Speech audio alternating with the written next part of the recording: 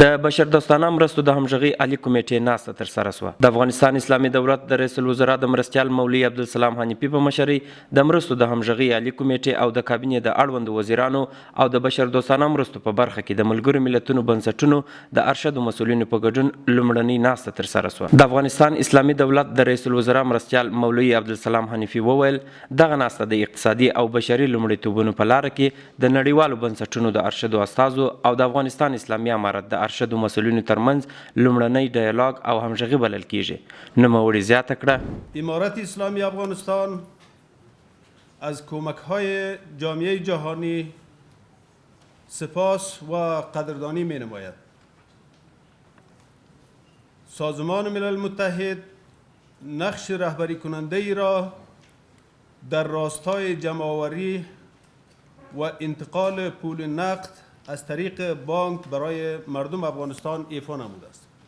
همکاری امارت اسلامی افغانستان با سازمان ملل متحد در این شرایط نشان دهنده یک مشارکت بی سابقه میان حکومت و نهادهای کمک رسان می باشد.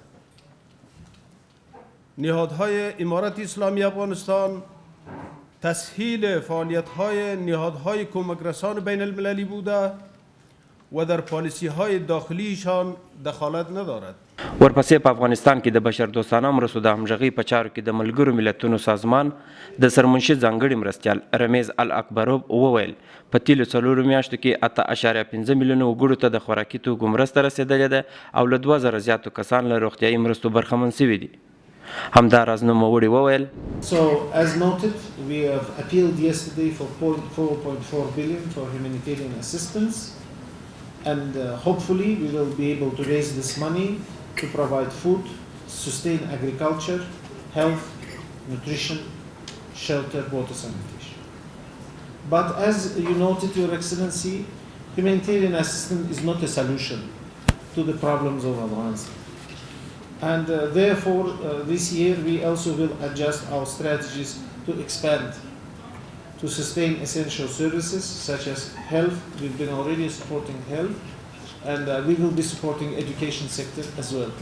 وروسته بیا د افغانستان د مالیې وزیر الحاج ملا هدایت الله بدري په خپلو خبرو کې له نړیوالو بنسټونو وغوښتل ترڅو د افغانستان د اقتصادي وضعیت په پام کې نیولو سره له افغانستان سره خپلې مرستې نورې هم زیاتې کړي. د افغانستان اقتصادي ستونزو او بشري ناورین سم مدیریت د اسلامي امارت او د نړیوال همکارانو یو وجیبه شمیرل کیږي. د افغانستان خلکو ته د بشردوستانه مرستو چمتو کولو او رسولو په برخه کې لازمي همغږۍ رامنځته کولو په موخه اړینه ده چې تر څو د مرستو د همغږۍ کمېټې جوړې شي.